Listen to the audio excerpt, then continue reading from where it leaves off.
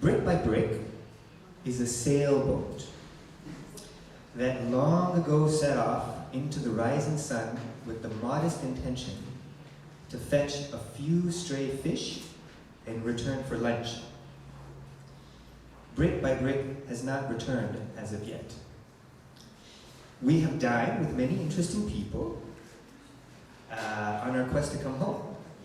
But we do not know when the wind will take us back to where we are free. All we know is that as long as we are foreigners, we cannot stay ashore very long. You might think that we are an unusual organization. I mean, we're having a forum, a public event, and there is a drummer on stage. So definitely we stand out. And I would say that the main thing that makes us stand out, and this is my opinion, is that we believe that freedom doesn't have metaphors. In this neighborhood, like I said, we don't really stand out. I don't really stand out. And I love that. It feels really great to not be defined by what you are not. It feels really great to believe now and then that you can decide who you are. I recently learned that kids in school and Park Extension are reprimanded for speaking their own language. They're punished. Even during lunch and recess. Last week, a community organizer, a friend of mine, who works in schools, was telling me that she was visiting a school where a kid was caught translating instructions from the teacher to a friend. And that kid was sanctioned to detention, was given detention for his crime. When I heard that, I was shocked. Not because I didn't know that it was happening, but because nothing had changed in over 20 years. I feel like at least we are not being peacefully assimilated. And that means that I can still be of use. And that's where the different kinds of interventions that Brick by Brick can make comes into play.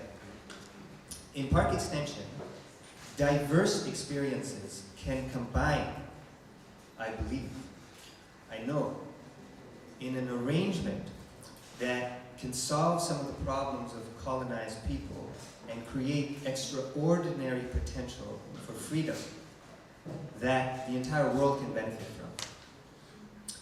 As we find ways to release that wealth of knowledge, passion, and potential of our very inspiring neighbors, the resources that we are able to afford will serve to grow our enterprise and further decolonize this country. Which brings me to the land acknowledgement, which we're supposed to do. The space that we are looking to protect here, where we are facilitating the cultivation of freedom, has a long history. I would like to honor that history.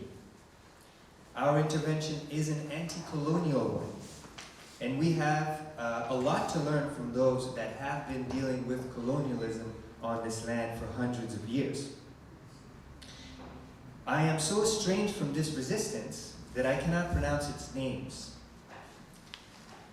But at a time when land acknowledgements are being recited in colonial institutions, I want to make sure to acknowledge that colonialism is more prevalent than ever. I would like to acknowledge that colonialism on this land weighs down on everyone here. I hope that what we do every day brings care to those whose wounds are fresh and those whose wounds are burning, and that all that washes over can spark new life in those who have had their fire extinguished.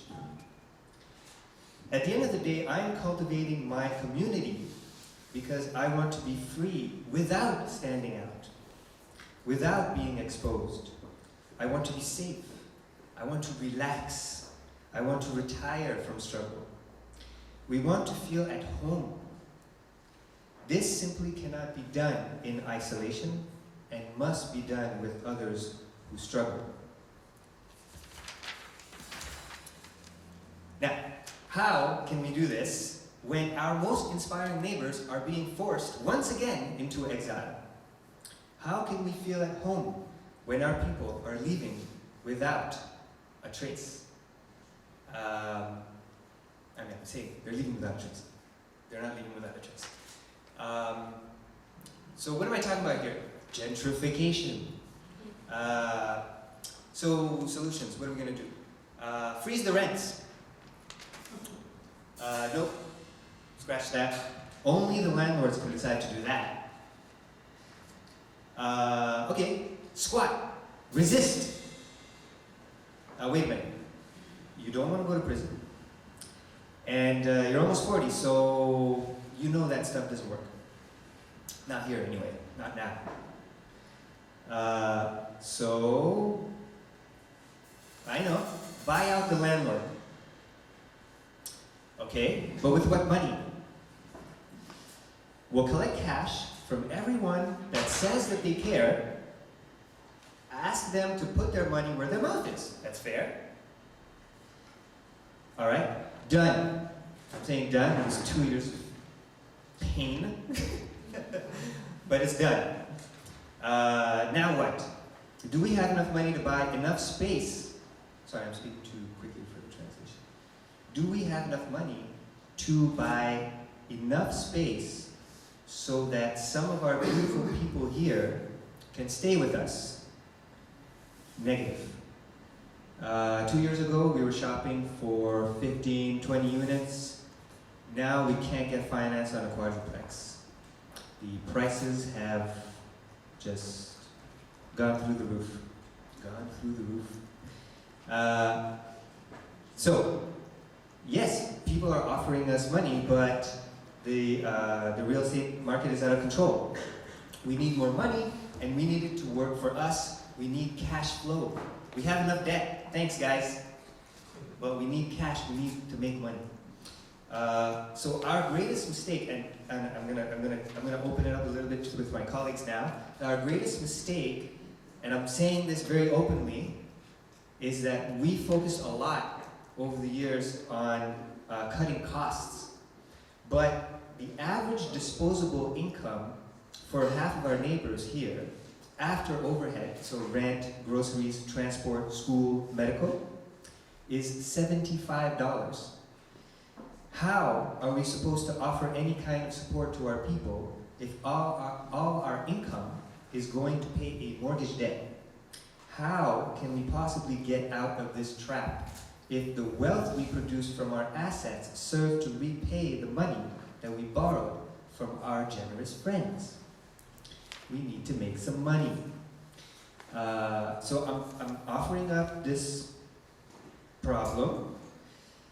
You have a little bit more of a sense of where we're coming from, I hope.